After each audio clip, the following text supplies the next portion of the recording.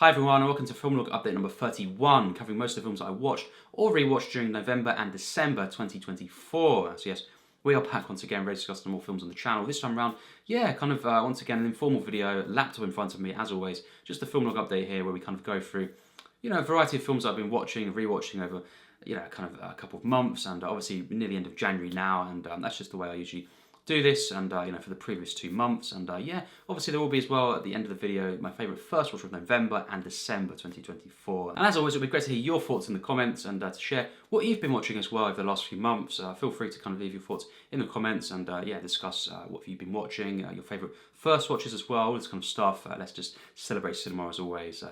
Let's get into the video and start off with November. And the first film of November was a horror film, because I was continuing the first few days, especially, the kind of Halloween season, as I usually do. It's not just, the 31st for me, where it kind of just ends, kind of the Halloween period. It's a few days, certainly into November, and the film was, of course, the Texas Chainsaw Massacre rewatch of the original, and, this film is one of my absolute favourite horrors of all time, and it's just a film I've seen many, many times, and, this is just an absolute masterpiece for me, and, it was great to see this again, and, all the different, kind of elements of this film always just gets heightened every time I see this, and it's just a great experience watching this film, and it's definitely one of my favourite horrors, and it was really great to see this. I didn't kind of fit it in October, so I thought there's no difference, kind of just the first few days of November, and had a great time watching this again, and obviously, as I say, one of my favourite horrors, and I did review this many years ago on the channel, and you can check out that if you're interested in my full thoughts on this film, one of my favourites personally, and then we have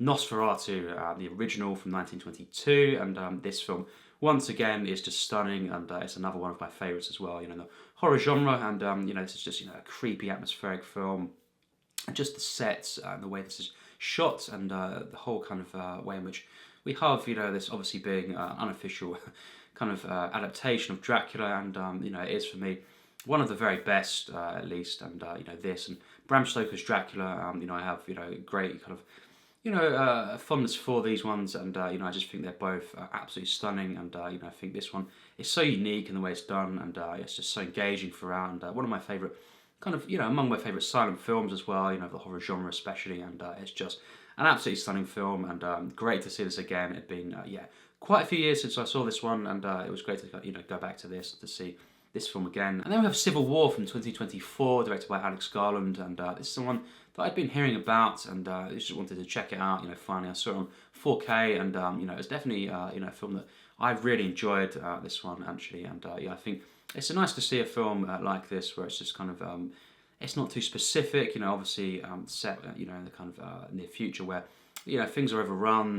There's kind of the disaster type film, and these characters simply journeying across the US, and it's a film that it's nice to see in the sense that not really specific kind of details about how different things happened, and it's just a general kind of disaster film, kind of just them journeying these different characters. You're just observing these humans, and it's a film that didn't kind of take specific kind of stances in that sense, and I think in certain elements, and it was nice to see that, and I thought it was just really engaging throughout, and I think the performances were great, and it was really a very disturbing film, and it's just really it was uplifting as well in places, really hopeful, and just really enjoyed overall the characters, and was just really, really invested in this film from start to finish, and of all the directed Alex Garland films I've seen personally, I do think this is my personal favourite, and it's just a really good film, and it was great to see this finally, and to check it out and to see what I thought, and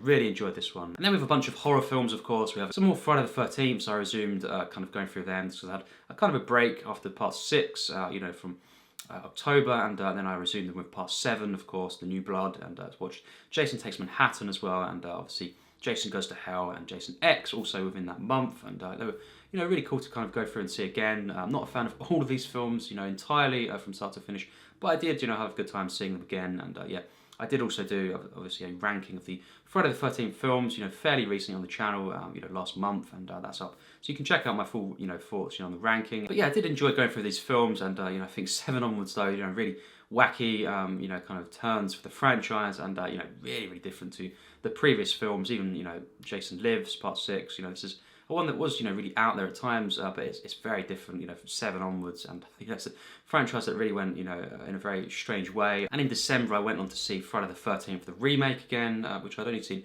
once before, and I'm not a huge fan of that. And I did also see Freddy vs. Jason again in December, and then obviously just done the ranking after that. And I think Freddy vs. Jason is one that I really, really enjoy, and that's the one that I have great memories of. This was actually the first Friday the 13th film that I saw when I was a kid, and I was only 10, and I just saw that film, and it was great memories, as I say, really nostalgic for me. And the remake, again, not big on that, but you can see my ranking if you want my full kind of overall thoughts on these films, and that was really fun to do as well. But just finishing off in November and December, the Friday the 13th films. Also in November, I saw American Psycho again, and this is definitely one of my favourite horror films, and it's just such a unique one, and I think from start to finish, an absolute masterpiece. Of course, I did review this on the channel as well, so you can check out that if you want my full thoughts. But Christian Bale in this film, it's just next level. It's definitely one of his very best performances for me, and it's just such a kind of intense film, but also hilarious. I love the blend of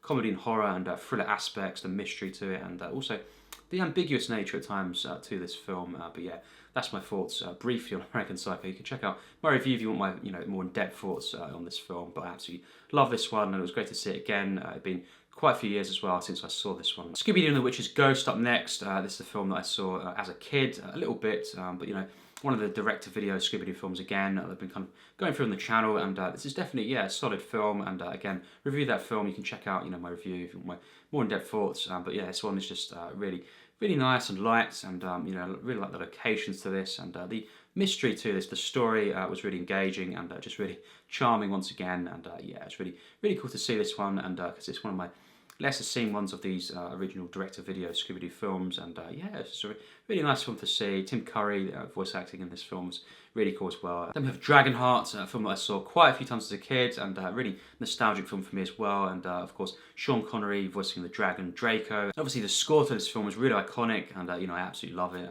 personally, and it's just so epic and emotional. And this is a film that as a kid, I did cry out quite a bit, and I think the score is definitely something that played a hand in that. And I think Dennis Quaid is great in this film, and you've got as well David Fulis, in this film, and he was really kind of out there, with his character, and it's a film that I just really enjoyed seeing again, and it's definitely one that I enjoyed reviewing. I did review this one as well, obviously, and it's just cool to see this one again. It'd been many years since I saw this one, since I was as a teenager the last time I saw this, and it was great to see this one again. So that was Dragonheart. And then we have Rush Hour, of course, the first one, and I do love this trilogy, and especially the first film is just so kind of special to me, and the second film as well, actually. But this one, seeing it again, it was so great to kind of go through these films, and it's just such a hilarious film. Jackie Chan and Chris Tucker together, just so great in this, and just the chemistry, and also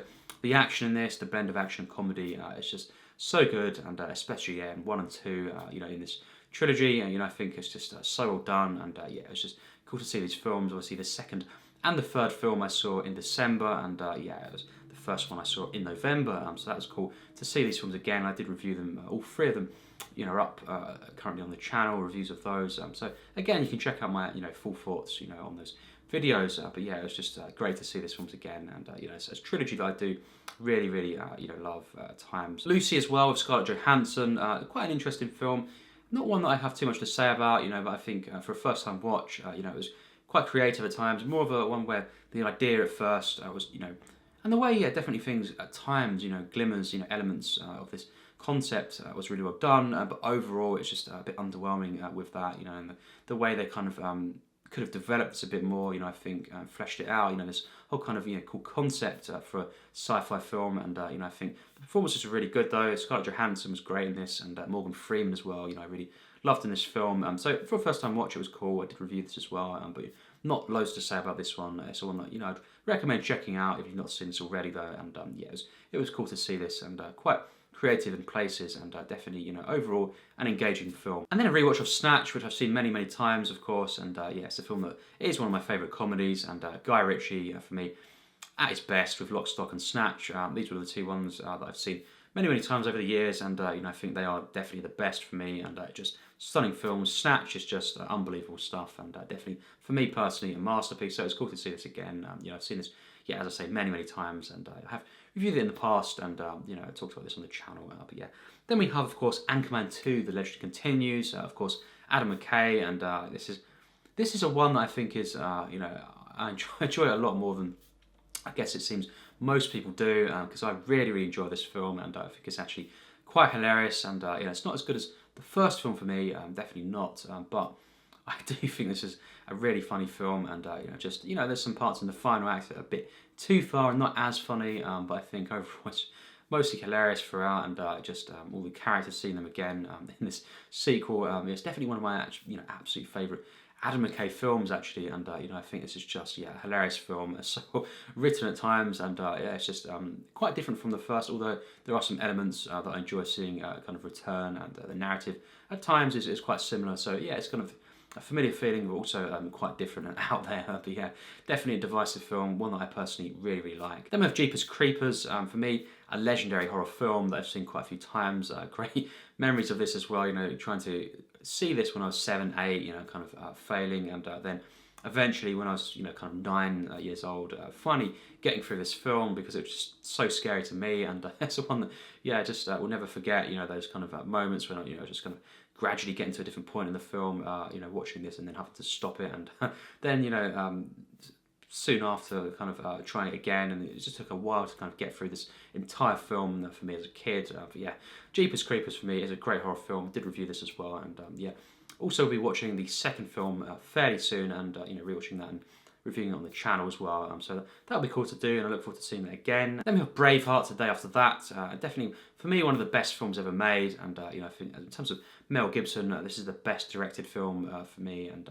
also the best film that he's acted in as well, actually, and I think it's just an absolute masterpiece, and not much to say. Definitely a film I love so much. Then we have a rewatch of Deadpool and Wolverine. Obviously I saw this a few months ago, in July last year, end of July, and then I rewatching in November, a few months on. It's definitely a film I enjoyed a lot more actually on the second watch, although it's still not one of my favourite MCU films. It's definitely a film that has grown on me a bit, and it was just it's a film that, with the tone and the actual comedy and the feel-good nature of it, is more enjoyable to see this again. I think just seeing it at home instead of at the cinema, I can actually hear a bit more what's going on. It was more bright, it was more vibrant, and it's more of a better experience seeing this as to be expected. And I think just it was really funny, this film, and I think the action at times is really cool, and you enjoy kind of the references in this film, and a really feel-good MCU film for me, and one that I enjoyed seeing it definitely more on a second watch,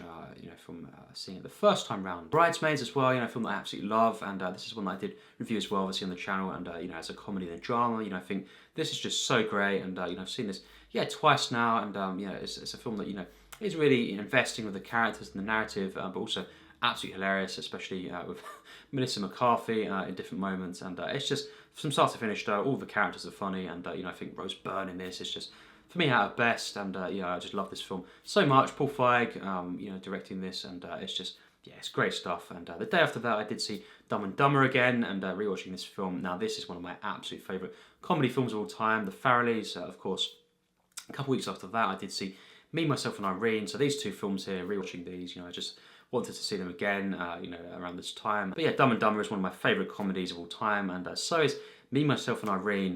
This film is just unbelievable, and I think both these two films, very different, but also they have similarities at times, and both road trip films, and Jim Carrey, of course, in both of these, just next level, and I think they're just some of my favourite films to watch, and rewatch, of course. I think as a kid, I watched both of these two films more than really any Jim Carrey films, I would say, and Me, Myself and Irene is the one that I've probably seen the most, and it's just so special to me, and that's the one that is kind of more dramatic as well, and it's more of an emotional film, and it has more of a kind of kind of typical narrative in it as well, and I think both of these, though, just the Farrellys, for me, at their best in terms of comedy, and just unbelievable films, and it was great to see these again. Obviously reviewed both of these as well, around this time, so check out my full thoughts, on those reviews. A Fish Called Wanda as well, a film that I saw for the first time in November, and yeah, this is the one with Jamie Lee Curtis and of course John Cleese and Michael Palin in this film. And yeah, I'll definitely say this is a film that was really surprising at times, and it was just so funny and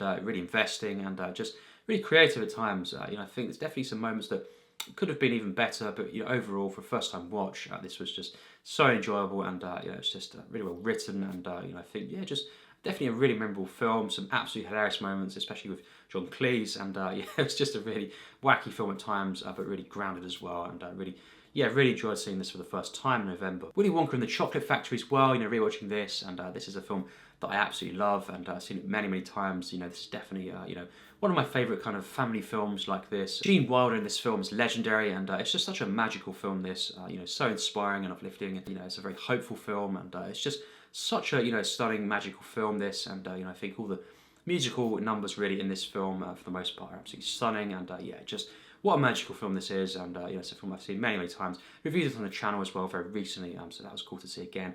Planes, Trains and Automobiles was soon after that, and again, reviewed that film, recently, and that's a film, of course, I watched on Thanksgiving, and it's one that I really love as well, and it's just one of my favourite kind of comedy films, of course. John Hughes, one of his best, and John Candy, of course, and Steve Martin together in this film. It's just so unique and one of the best kind of comedy pairings, in all of cinema, and it's just from start to finish, this one, yeah, it's absolutely laugh out loud, and really emotional as well at times, this one. But yeah, definitely among my favourite films as well. And Men in Black, did review that as well. We'll be resuming the Men in Black films very soon with 2 and 3, and love Men in Black, the first one, and again reviewed that on the channel, and it's just such a creative film, and definitely one of my favourite kind of sci-fi comedies for sure as well. So yeah, that was cool to watch again. Scooby-Doo and the Alien Invaders as well, this is one that I saw as a kid, another direct-to-video Scooby-Doo film. This is definitely one of my favourites, within the franchise. It's a really unique one. It's quite different to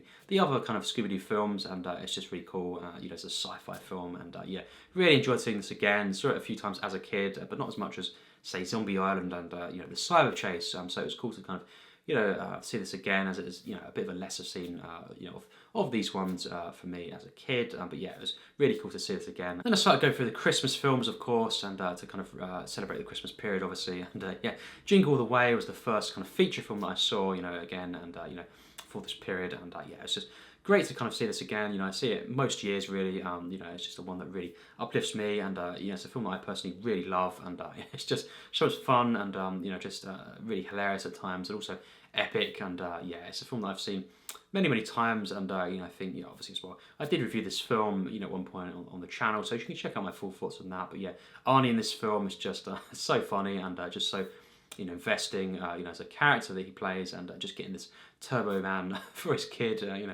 for Christmas, and it's just a wacky film, but just an epic one, and so investing, and definitely among my favourite Christmas films as well of all time. Daddy's Home 2 was the next Christmas film that I saw, and this is just so funny, and again I reviewed that on the channel, and it's one that just, it's so wacky, and but it's so investing as well, of all these different characters. Just to see Mel Gibson in this, Mark Wahlberg, Will Ferrell, and all these different actors here, it's just all teaming up. This is just priceless, and I think it's just so funny, laugh out loud, especially the first half of the film, and also the final act. This is just some of the funniest stuff that I've seen in many years. Great slapstick, of course, and that's one of the main things as well that just elevates this, and something you don't really, well, I've not really seen in the last 10 years as much. Not as much slapstick in the comedies that coming out, and it's just great to see this as a Christmas film as well, elevating the first film as well, and what they're kind of doing with the characters, and the first one was not a Christmas film at all, but the second one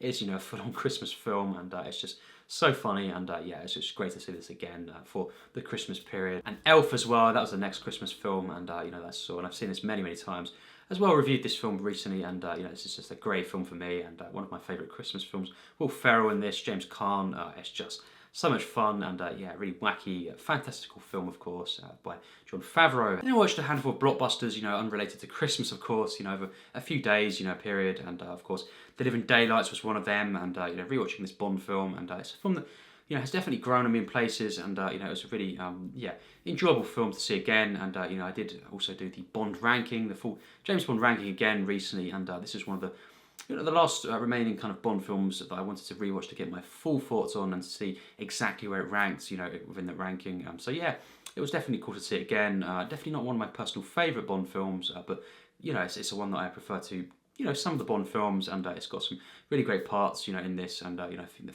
the first hour or so, especially something I absolutely love, and I think Timothy Dalton in this is great, obviously, and yeah, definitely a film that I enjoy quite a bit, and yeah, it's cool to see this one again, and it's really a nice kind of rewatch for me. And after that was The Mummy, of course, Brendan Fraser, and this is a film I absolutely love, and I reviewed this as well very recently, and it's the one that I just wow.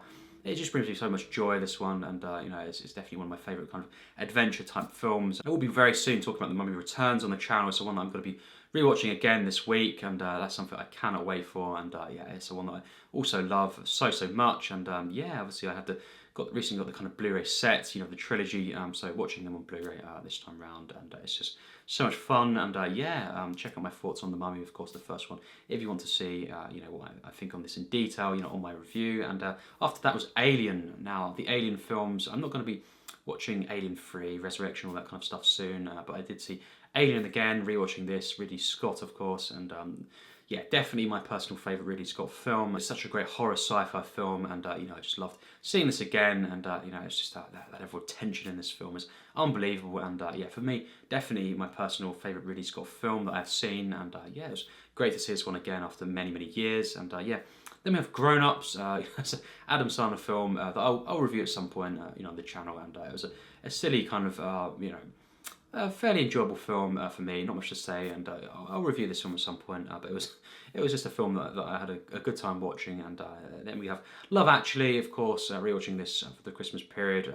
I think in the last 6-7 years I've seen this every year, for Christmas time, and it's definitely one of my personal favourite Christmas films. On the run up to Christmas as well, on this week, we have Bad Santa, which I reviewed, Home Alone as well, and it's the one that I absolutely love, and The Polar Express, which I always watch around this time, and again, love this film, and really, all these films are special to me, for being a kid, watching these films, and also just as Christmas films I absolutely love. And just a few films left to talk about now, and on the last few films, of the year of 2024. But yeah, The Day After Tomorrow was one of those films, and seeing this again, it's just one that I do really love, and I'll be talking about that at some point as well on the channel. Roland Emmerich, of course, directing this film, and it's definitely for me one of his best films, and it'd be cool to do a ranking at some point of all of his films, because I do look forward to seeing all of them eventually, and I've seen quite a few of them though over the years, and yeah, this is definitely one of my favourites personally, and it was cool to see it again, around the Christmas period, and it's just a really feel-good film, this, and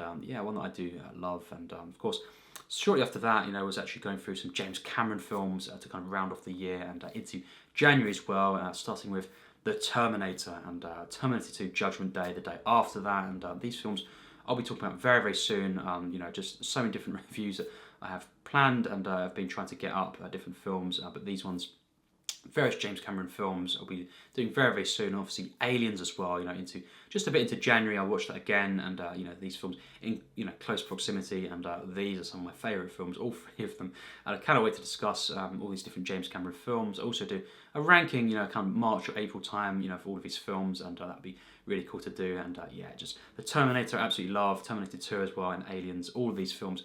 As I say, I'll be talking about them in depth very soon on the channel. And the last feature film that I watched of the year for New Year's Eve was The Never-Ending Story, and it's behind me, of course, on Blu-ray, and yeah, this is one I absolutely love as well. One of my favourite kind of fantasy films, and definitely, it's cool to see this on New Year's Eve. I like to pick a special film, usually on New Year's Eve and New Year's Day as well, to watch. I think this was just great to see again. It'd been many years since I'd seen this, and it's just such a magical, uplifting film. Of course, Wolfgang Petersen, and from the films that I've seen from him so far, as well, this is my personal favourite, and it's just so great, this one, and yeah, definitely among my favourite kind of fantasy films. I reviewed it very recently as well, so you can check out my in-depth thoughts on that. But yeah, for now, absolutely love this one, and saw it many times. It was one of the first kind of fantasy films that I ever saw, as a kid, and one of the first films that I, watched quite a bit, over and over on physical media, as a kid, when I was, around 4, kind of thing there, and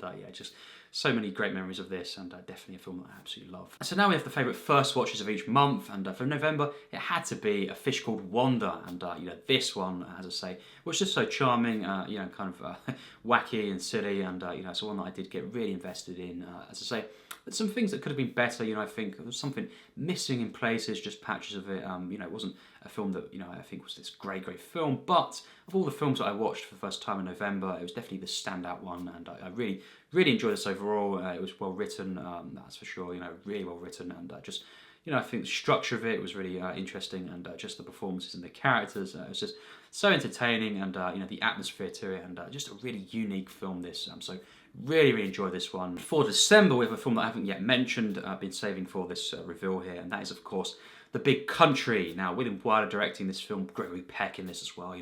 All-star cast, across the board in this film, and a Western drama film, and just a film that I got so invested in. I think the first act, it took a while to fully get in, into certain elements of this, but once the first act really introduced the different characters and things got going, and the film kind of found its groove in that sense. I think from then on, I just love this film so much, and this is just definitely among the best kind of Western films that I've seen, in recent times, and it's definitely a film that I think was so well shot, acted, and I think the music to this, and just the whole scope of this, but really a very personal Western film, and one that I would just recommend checking out as well. If you've not seen this, and it's just great to see this in December. Definitely a really uplifting film, and one that I had a really great time watching for the first time. So yeah, that's my thoughts. That's the video. What do you think on these? What's your favourite first watches of these months? What have you been watching, of course, over this time, and just anything you've been watching or rewatching, even in January as well. Just anything you've been kind of